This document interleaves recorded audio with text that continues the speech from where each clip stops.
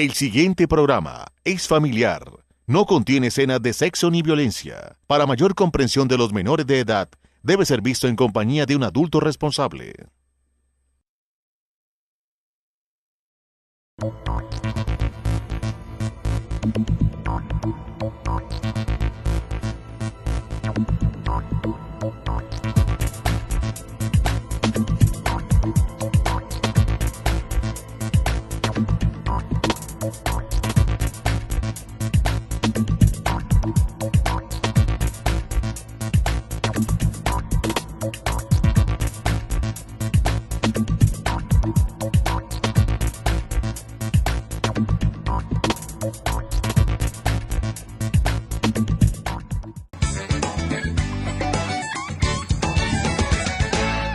Buenas noches, aprovechamos esta oportunidad para recordarles a ustedes los servicios que prestamos en nuestro portafolio.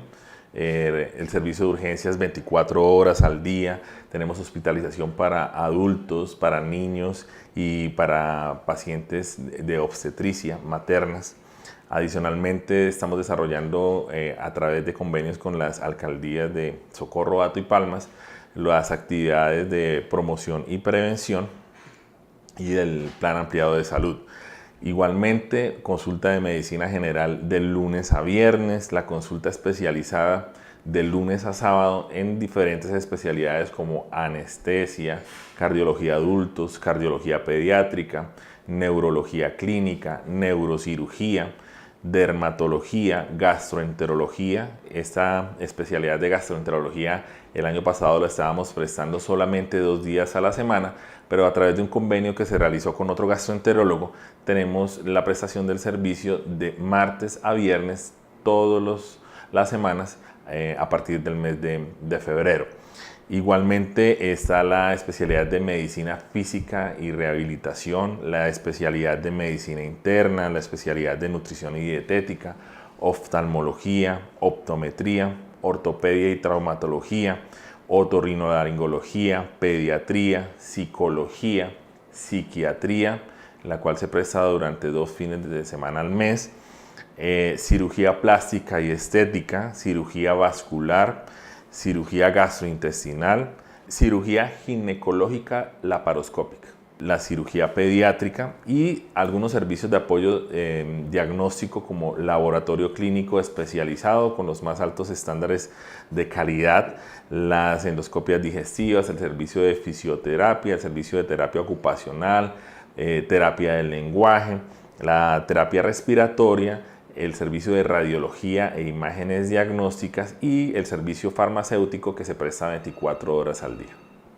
También queremos aprovechar esta oportunidad para invitarlos a que hagan uso de los servicios que estamos prestando con profesionales idóneos, con tecnología de punta, que exijan a sus empresas promotoras de salud que los servicios sean prestados acá en el Socorro y que no sean enviados hacia otros municipios o ciudades del departamento o hasta fuera del departamento, ya que tenemos que apoyar nuestro hospital para que sigamos prestando mejores servicios.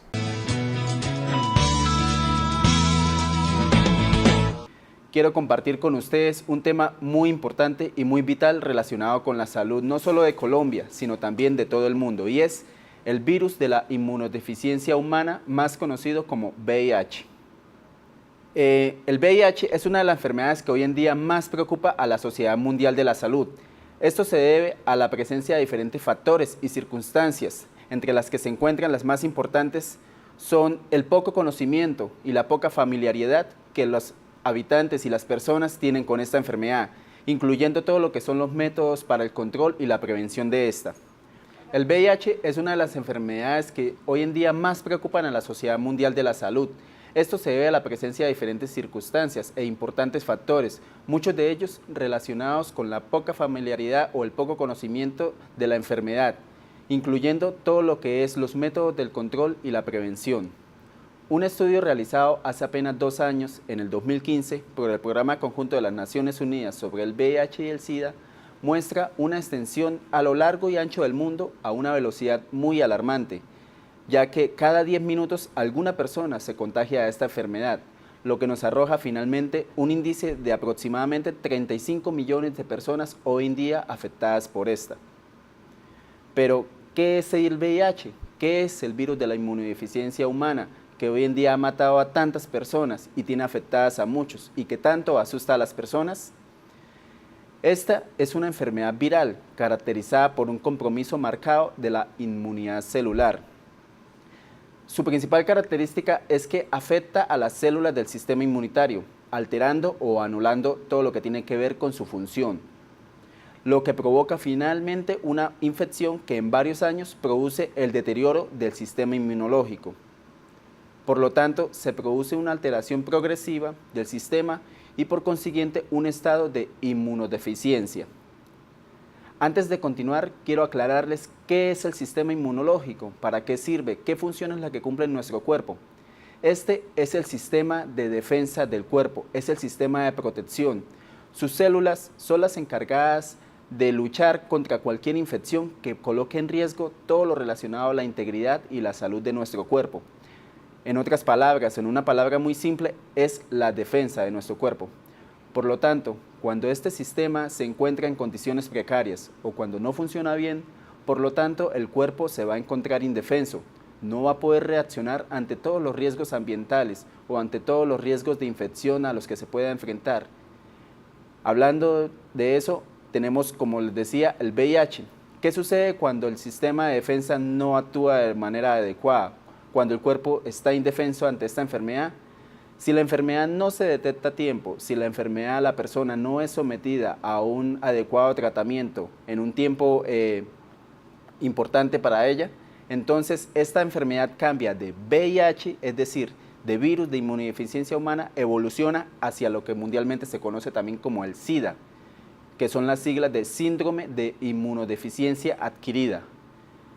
Cuando esta enfermedad evoluciona, ya aquí tenemos lo que es una etapa terminal, una etapa final, es decir, aquí ya son las condiciones más precarias o más peligrosas para la salud de la persona, que si ya en esos tiempos todavía está en ausencia de un tratamiento adecuado o no se le ha detectado, entonces finalmente esto conlleva a una alteración general de nuestro cuerpo que provoca finalmente la muerte. ¿Cómo se transmite esta enfermedad? ¿Cuáles son las vías de transmisión? ¿De qué manera se pasa de una persona hacia otra? Existen tres métodos, tres vías de contagio. Entre las primeras, una de las más importantes, tenemos el contacto sexual. ¿Cómo funciona o cómo es esta vía? Esta es la que se transmite por medio del contacto del semen o los fluidos corporales de una persona portadora del VIH con la mucosa, ya sea anal, vaginal o del pene, de una persona enferma hacia una persona sana. La siguiente vía es la de la madre hacia el hijo. Aquí tenemos dos formas. La primera de ellas es durante el desarrollo del periodo de la gestación. Es decir, aquí tenemos de qué manera se le pasa de la madre al hijo por medio de una infección dada por el contacto estrecho que tiene el feto con la sangre y el líquido amniótico. Es por eso que es muy importante que todas las embarazadas asistan muy puntualmente a los controles prenatales y dentro de esos controles tener muy presente la prueba de VIH que deben realizarse en el primero y en el tercer trimestre. La segunda forma de contagio de la madre al hijo es ya una vez que el bebé nace, entonces por medio de la leche materna. A través de la leche, este virus también puede ser transmitido de la madre al hijo. Es por eso muy importante las madres portadoras del VIH hacerse la prueba para mirar que no estén en riesgo tanto sus vidas como la vida de su bebé. Luego tenemos el contacto sanguíneo. ¿De qué forma? El contacto con sangre entre una persona y una persona infectada y una persona sana. Puede ser por medio del uso compartido de jeringas, por medio de procedimientos hospitalarios que quizás no se hicieron de la forma adecuada, o por medio del uso de elementos de protección o de uso personal, como son las cuchillas, como son los cepillos de dientes. Cualquiera de esos elementos representa un riesgo altamente importante para lo que es el contagio de la enfermedad, muy peligroso y muy probable. ¿Cuáles son los signos y los síntomas? A medida que la enfermedad va evolucionando, en los primeros días habrán personas que no sientan ningún signo o ningún síntoma. Sin embargo, después existen otras que sí pueden empezar a presentar lo que son signos y síntomas relacionados con un cuadro gripal, los cuales inician con signos como la fiebre, el dolor de cabeza, la tos, la diarrea.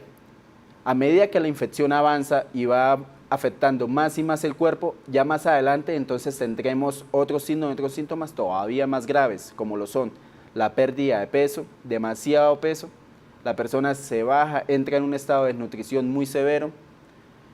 Tenemos lo que es la inflamación de los nódulos o de los ganglios linfáticos, son unos pequeños nodos que tenemos aquí a nivel de la garganta. Estos se inflaman, evidentemente se observa el estado de la persona, lo que provoca entonces, por supuesto, el dolor de garganta, un dolor pues bastante severo, sobre todo a la hora de comer.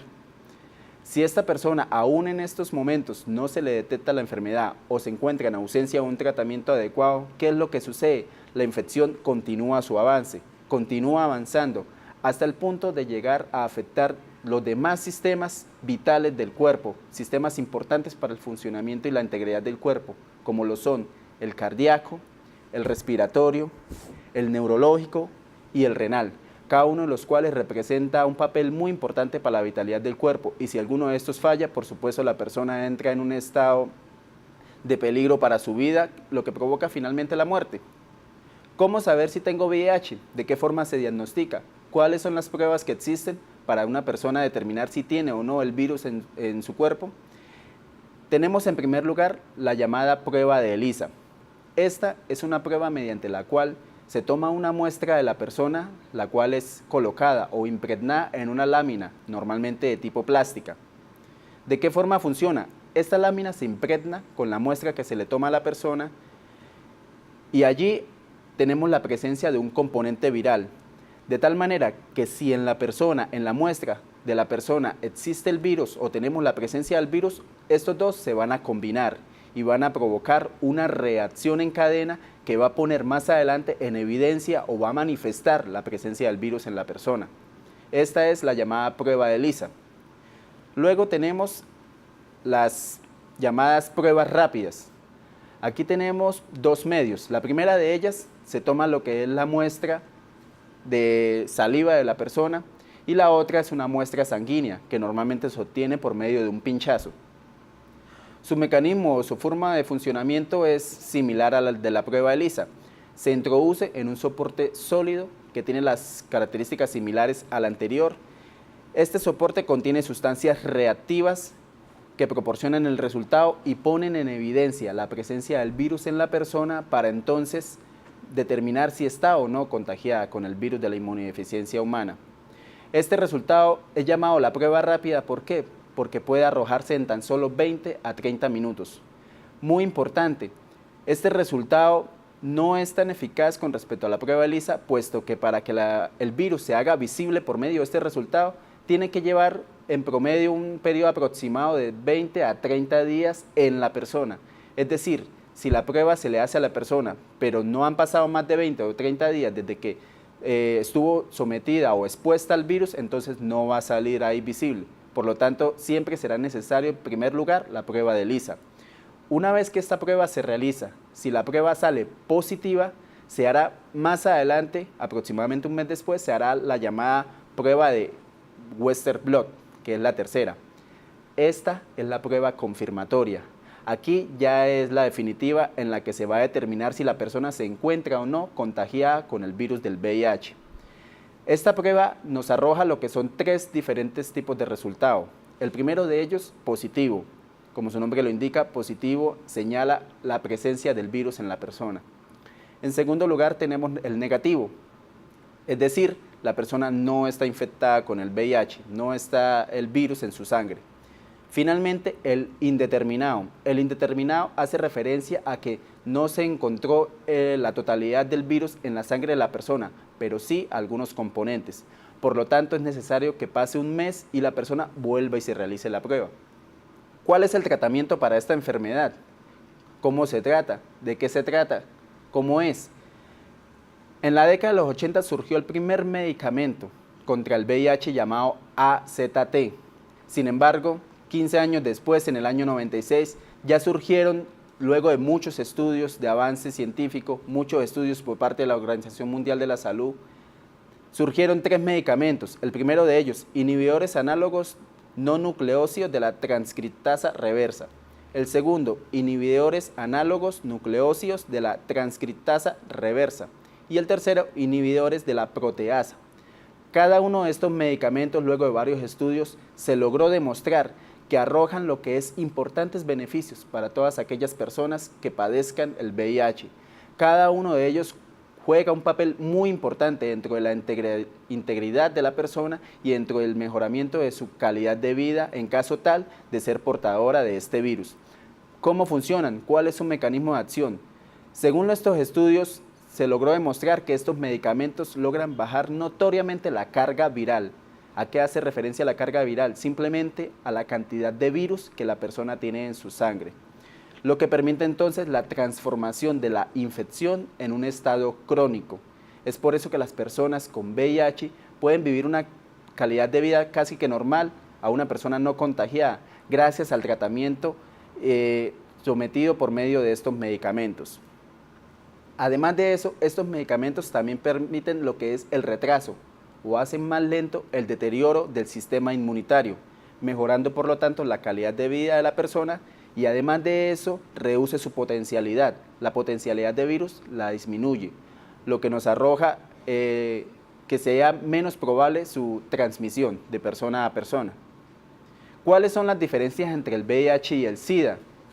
Muchas personas hoy en día cuando escuchan la palabra VIH entonces confunden con el SIDA, creen que las dos son lo mismo, asimilan las dos y piensan que SIDA es igual a VIH o VIH es igual a SIDA, pero no es así.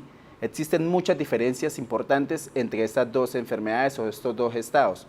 Entre las más importantes, ¿cuáles son?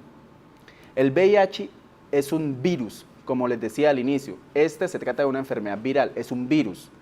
¿El SIDA qué es? El SIDA no es un virus, el SIDA es un síndrome. ¿Qué es lo que se define como síndrome? Simplemente es el conjunto de signos y síntomas que se van presentando o van surgiendo en la persona a medida que el virus avanza. Luego tenemos, el VIH es la etapa inicial de la enfermedad y el SIDA es lo que se define como la etapa final o terminal. Ya cuando la persona se encuentra en un estado, como les decía al inicio, un estado muy precario, lo que entonces pone en riesgo su vida y finalmente puede conllevar a la muerte. Siguiente diferencia, a la persona se le considera un enfermo sano, a las personas que tienen VIH se le puede considerar un enfermo sano. Gracias al tratamiento por medio de los medicamentos mencionados anteriormente, todos los signos y los síntomas que tiene esa persona o que el VIH le provoca pueden ser tratados, de tal manera que su salud no se va a ver tan deteriorada y pueden llevar una calidad de vida pues adecuada, muy similar a la de una persona sana. ¿Por qué? Porque ya no estamos hablando de una infección, sino que gracias a los medicamentos ya estamos hablando de un estado crónico, una enfermedad crónica común y corriente como cualquier otra. En cambio el SIDA aparece en las diferentes sintomatologías de las llamadas enfermedades oportunistas. ¿Qué son las enfermedades oportunistas? Dado que en el SIDA, las personas con SIDA, ahí ya estamos hablando de una etapa terminal, por lo tanto la persona, su sistema inmunológico, su sistema de defensa va a estar muy deteriorado, no va a tener defensa su cuerpo y como no hay defensa, entonces todos los riesgos o todos los microbios y las bacterias a los que se vea sometida esa persona van a ingresar muy fácilmente a ella. ¿Por qué? Porque sus células no van a tener la capacidad de combatir esas infecciones y por lo tanto van a provocar las llamadas enfermedades oportunistas, entre las que se encuentra muy común la tuberculosis, la meningitis, entre muchas otras, cada una de las cuales aprovecha que la capacidad defensiva del cuerpo está débil para entonces ingresar y afectar a la persona. Finalmente, la persona es considerada un enfermo crónico tratable. Las personas con VIH, su estado, como les decía, pasa de infección a estado crónico y su enfermedad puede ser tratada.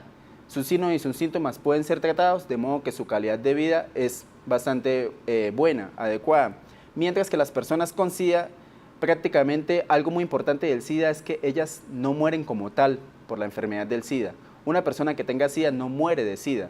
Muere de las enfermedades oportunistas que poco a poco, a medida que su sistema inmunológico se va deteriorando, entonces ingresan a la persona, la van afectando y entonces la persona muere por alguna de todas esas enfermedades que pueden afectarla.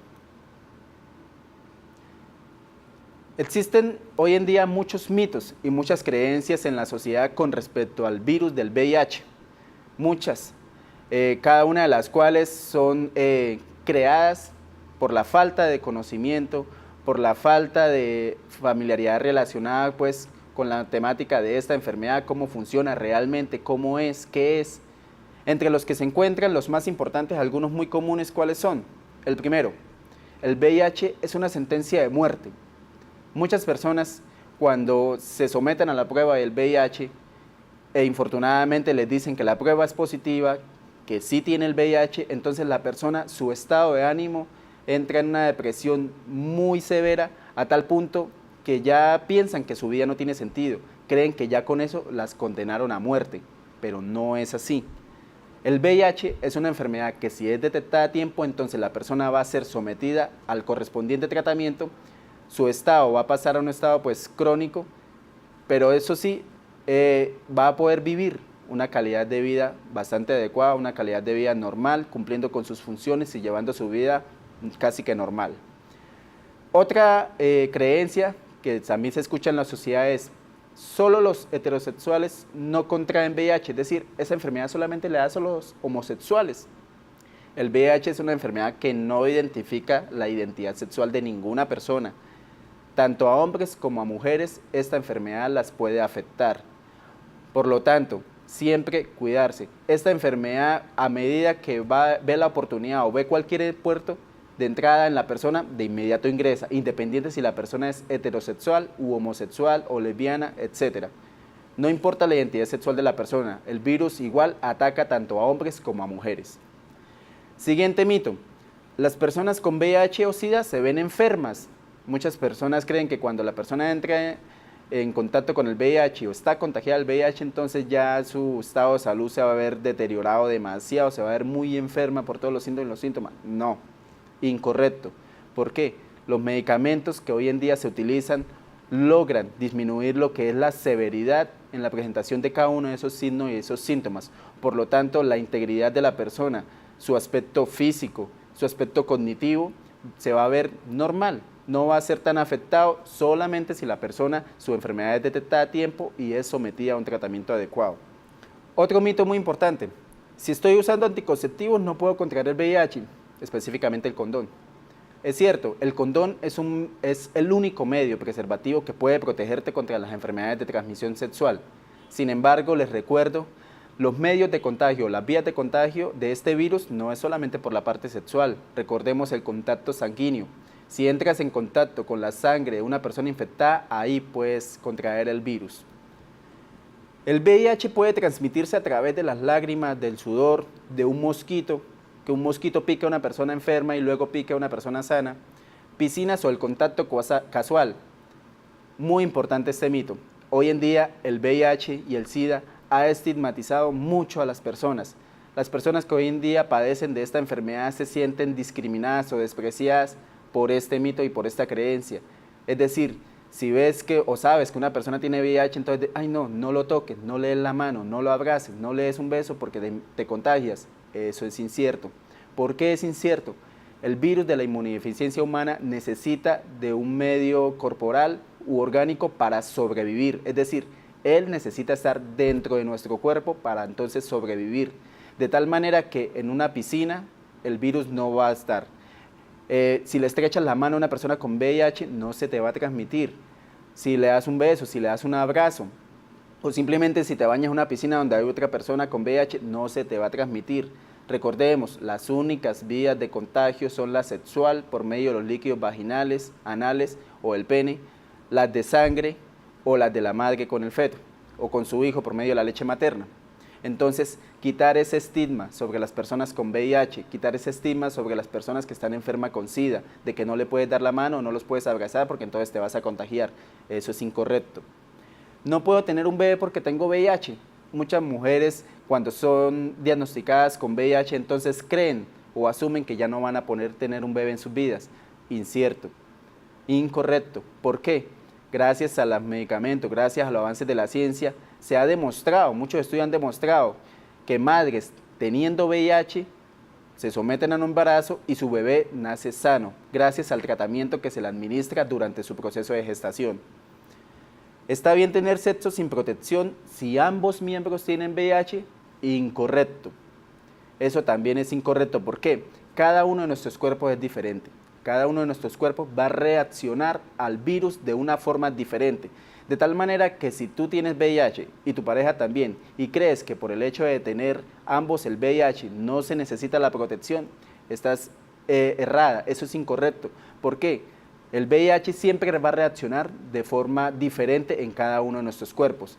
Y si tu pareja tiene VIH y tú también, y los dos tienen relaciones sin protección, va a ocurrir lo que es llamado una sobreinfección. Por lo tanto, vas a someterte o vas a estar expuesta al riesgo de que los signos y los síntomas de la enfermedad que hay en ti se agraven debido al hecho de que vas a contraer un nuevo tipo de VIH. ¿Cuál es la prevención? Lo más importante. ¿Qué es la prevención? ¿De qué forma puedo cuidarme de esta enfermedad? Tenemos en primer lugar, usando correctamente el preservativo desde el inicio y hasta el final de todas las relaciones sexuales. Cuidarse, siempre cuídense ante cualquier relación sexual. Evite la promiscuidad. Personas, en especial pues los hombres que tienen relación con muchas mujeres, entonces tener siempre una sola pareja. Controles de prueba de VIH durante su embarazo. Les decía inicialmente, durante los controles prenatales, mantener siempre presente la prueba del VIH que deben realizarse al primero y al tercer trimestre. Evite el uso compartido de jeringas, de agujas, elementos que puedan perforar la piel, así como también el uso compartido de las cuchillas, de los cepillos de dientes y demás elementos de uso personal. Aquellos que se realizan tatuajes. Cuando se realicen un tatuaje, si se van a realizar un tatuaje, observen muy bien que el proceso de esterilización del sitio donde le vayan a realizar el tatuaje sea adecuado, sea correcto, y eviten el uso de elementos personales. Finalmente, la educación y el conocimiento. Lean sobre la enfermedad, edúquense sobre la enfermedad, aprendan y verán que de esta forma siempre van a estar preparados para no estar expuestos al riesgo de contraerla. Finalmente, utiliza siempre el condón, utiliza siempre el preservativo y cuídate. Prevenir el SIDA está en sus manos. Prevenir el SIDA depende, no es del equipo médico, no es del equipo de enfermería ni de los hospitales, solamente depende de ti, del cuidado que tengas de tu propio cuerpo y de qué tan juicioso eres o qué tan íntegro eres para cuidarte de todas las enfermedades de transmisión sexual. Recordemos que el VIH no es el único, existen numerosas enfermedades de transmisión sexual, las cuales solamente pueden contagiarte si tú no te cuidas, pero si lo haces, si eres íntegro y estás dispuesto a cuidarte siempre, cuidar tu integridad y cuidar tu salud, ninguna de ellas te va a afectar. Muchas gracias entonces por su atención, espero les haya servido esta exposición, hayan aprendido.